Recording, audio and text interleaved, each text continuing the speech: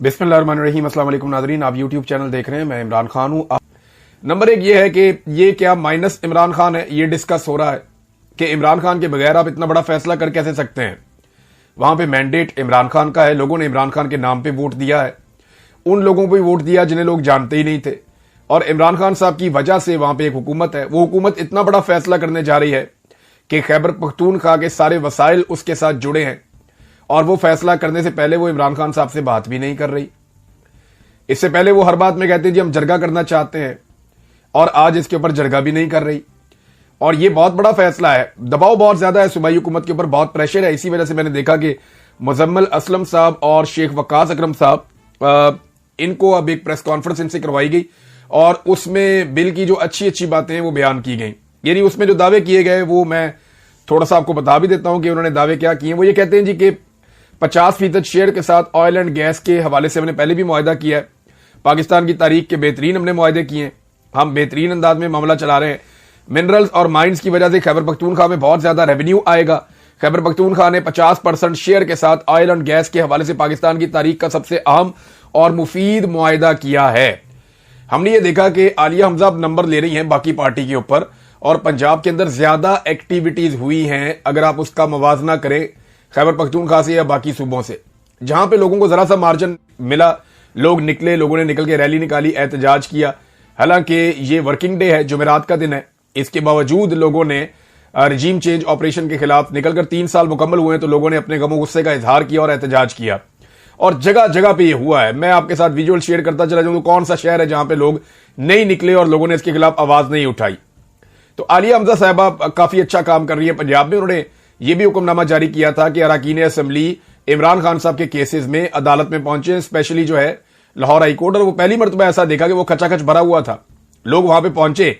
यानी अब लीडर जो है उसके पीछे लोग भी आएंगे, वो लोग जिन्होंने लीडर के नाम पे वोट लिए हैं वो भी आएंगे, और इसीलिए बहुत सारे लोगों को आलिया हमजा से तकलीफ है कि वो काम करवाती हैं, वो ड्यूटियां लगाती हैं, वो कहती हैं जी आपको आना पड़ेगा, वो खुद भी पहुंचती हैं, खुद भी मार खाती हैं और बाकियों को कहती हैं कि आप भी मार खाएं।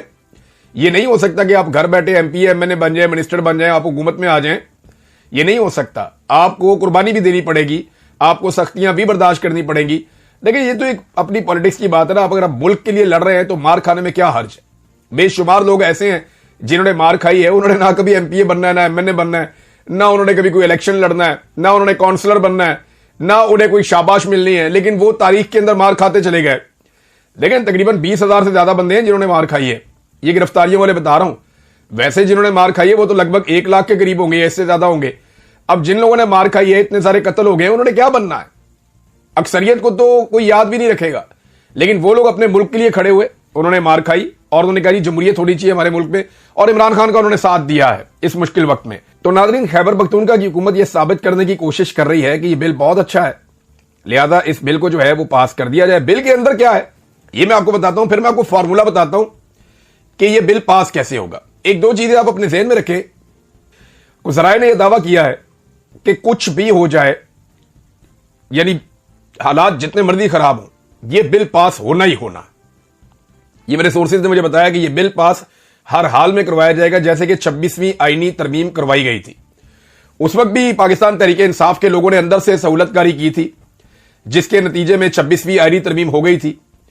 कुछ लोग डटे रहे थे आखिरी वक्त तक के लिए, बड़ी उन्होंने कोशिश की, और वो बड़े रंजीदा थे जब 26वीं आईनी तरमीम हुई। जैसे कि शाहिद खटक है, उन्होंने बड़ा जोर लगाया था, कुछ और लोग हैं उन्होंने बड़ा जोर लगाया था, लेकिन कुछ लोग कंप्रोमाइज हो गए थे, उन्होंने अपने लोगों को डराना भी शुरू कर दिया था, तनहा भी छोड़ दिया था। फिर अल्टीमेटली जो है वो हो गया जो होना था।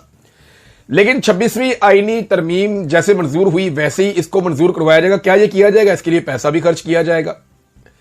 अब ये जिन इलाकों में मादनियात हैं वहां पे आने वाले दिनों में कुछ हालातों वाकयात, और ये जुमला आपने याद रखना है, आने वाले दिनों में कुछ वाकयात को जवाज बनाकर खैबर पख्तूनख्वा की हुकूमत भी ऑपरेशन के हक में फेडरल हुकूमत के साथ खड़ी हो जाएगी। हालांकि खैबर पख्तूनख्वा में मुझे जितने लोग मिले वो सबके सब ये कहते हैं कि किसी सूरत भी हम अपने सूबे में ऑपरेशन नहीं होने देंगे। वो शदीद मुखालिफ हैं ऑपरेशन के, लेकिन कुछ वाकयात आने वाले दिनों में हो सकते हैं। क्योंकि मेरा एक सोर्स है, उसने मुझे ये 2-3 चीजें बताई। उन्होंने कहा इमरान भाई ये बिल भी पास होगा, और इसके बाद ये जिन इलाकों में मादनियात हैं उन इलाकों के अंदर ऑपरेशंस भी होंगे, और खैबर पख्तूनख्वा की हुकूमत खुद ऑपरेशंस करवाएगी। तो मैंने कहा जी वो खैबर पख्तूनख्वा की हुकूमत क्यों ऑपरेशन करवाएगी, वहां के अवाम सख्त खिलाफ है। उन्होंने कहा जी कोई भी ऐसा वाकया हो गया तो खैबर पख्तूनख्वा की हुकूमत खुद ऑपरेशन का हिस्सा बन जाएगी, आप बेफिक्र रहें। तो बहरहाल ये अब वाकयात को जवाब बनाकर केपी की हुकूमत भी ऑपरेशन के हक में आएगी, ये दावा किया है जराए ने। अब देखते हैं कि ये होता है या नहीं होता। अब जो एक इसके बारे में डिटेल के साथ रिजवान गलजी साहब हैं, ये बड़े जबरदस्त जर्नलिस्ट हैं और इन पे मुझे बड़ा प्राउड है। शहीद अरशद शरीफ के स्टूडेंट हैं और इन्होंने साबित किया कि ये अरशद शरीफ के ही तालिब इल्म है। और जिन चंद लोगों को देखकर मुझे बड़ी उम्मीद जागती है पाकिस्तान की सहाफत में, उनमें एक रिजवान गलजी साहब भी हैं। वो फरमाते हैं, जनाब उन्होंने उसकी डिटेल लिखी है, रिपोर्ट उनकी अपनी है, वो छप गई है, मैं आपके साथ शेयर कर देता हूं। खैबर पख्तूनख्वा का माइंस एंड मिनरल्स एक्ट ना सिर्फ आइन के खिलाफ है, बल्कि खैबर पख्तूनख्वा के वसाइल, मकामी रोजगार और अवामी मफाद के लिए भी नुकसानदेह हो सकता है। नंबर 1 उन्होंने पॉइंट लिखा है वफाकी मुदाखलत। सेक्शन 2Y के मुताबिक फेडरल मिनरल विंग को यह इख्तियार दिया गया है कि वो कानूनी और मादनियात के शोबे से मुताल्लिक कारोबारी मामलात को आइन और हुकूमत पाकिस्तान के रूल्स ऑफ बिजनेस के तहत चलाए, जबकि आइन की 18वीं तरमीम के बाद यह इख्तियार सिर्फ सूबों को हासिल है। वफाकी हुकूमत को मादनियात में दखल देने का कोई आइनी इख्तियार नहीं है, सवाए रेडियो एक्टिव मादनियात या किसी हद तक तेल और गैस जैसे मखसूस मामलात में। यानी ये जो इख्तियार पहले सूबाई हुकूमत के पास था, ये फेडरल गवर्नमेंट के पास चला जाएगा। शेड्यूल 1 में सूबाई हुकूमत को यह इजाजत दी गई है कि वो फेडरल मिनरल विंग की रहनुमाई पर दूसरे मादनियात को स्ट्रेटेजिक या नायाब मादनियात की फहरिस्त में शामिल कर दे। यह रहनुमाई मिनरल इन्वेस्टमेंट फैसिलिटेशन अथॉरिटी के जरिए होगी। यानी यह भी तब्दील कर दिया कि अब सूबाई हुकूमत के पास ये उस तरह से इख्तियार नहीं होगा, ये इजाजत जो पहले थी अब उनके पास नहीं होगी, ये MIFA के जरिए होगी। लेकिन हकीकत में सेक्शन 20FJHK के मुताबिक यह रहनुमाई दरअसल लाजमी अहकाम की सूरत में होगी, यानी सूबाई इदारे वफाक की बात मानने के पाबंद हो जाएंगे। सूबाई खुद मुख्तारी पर हमला।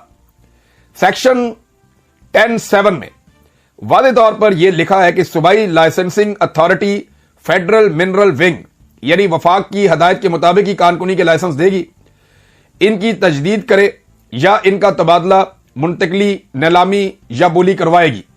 सेक्शन 10(8) में यहां तक कहा गया है कि अगर इन हदायत पर अमल ना किया गया तो यह जुर्म होगा। यानी पूरी तरह से वफाक के कंट्रोल में चीजें जा रही हैं। यानी अब यहां की जो मिनरल्स हैं वो अली अमीन गंडापुर या उनकी काबीना नहीं, शहबाज शरीफ और उनकी काबीना कंट्रोल करेगी। और शहबाज शरीफ कंट्रोल करेगा तो शहबाज शरीफ कहां से करेगा? कंट्रोल तो वो करेंगे जो शहबाज शरीफ को लेकर आए हैं। Mineral investment facilitation authority MIFA पर वफाकी कंट्रोल। सेक्शन 21 में कहा गया है कि MIFA सूबाई हुकूमत को सिफारिशात देगा, लेकिन सेक्शन 21 की झेली शिकों में इसे लाजिम करार दिया गया है कि MIFA सिर्फ वही तजावीज देगा जो फेडरल मिनरल विंग फराम करेगा। तजावीज भी जो देनी है वो उनकी मर्जी से देनी है। तसव्वुर करें एक ऐसा इदारा जिसमें सूबाई वुज़रा और सेक्रेटरी शामिल हों, वो सिर्फ वही तजावीज दे सकेंगे जो वफाकी हुकूमत कहेगी। यानी सूबाई वजीर शामिल है, सूबाई हुकूमत शामिल है, लेकिन सूबाई हुकूमत वही बोलेगी जो अल्फाज उन्हें वफाकी हुकूमत फराम करेगी। यानी सूबाई खुद मुख्तारी का सिर्फ नाम होगा, असल इख्तियार इस्लामाबाद के पास होगा। जमीन पर कंट्रोल। सेक्शन 29H के मुताबिक वफाकी हुकूमत को यह इख्तियार दिया गया है कि वो न्यूक्लियर एनर्जी, तेल या गैस के लिए किसी भी सूबाई इलाके में दाखिल हो सके। हालांकि इस मकसद के लिए पहले ही कवानीन मौजूद हैं, तो फिर इस खसूसी इजाजत की जरूरत क्यों है?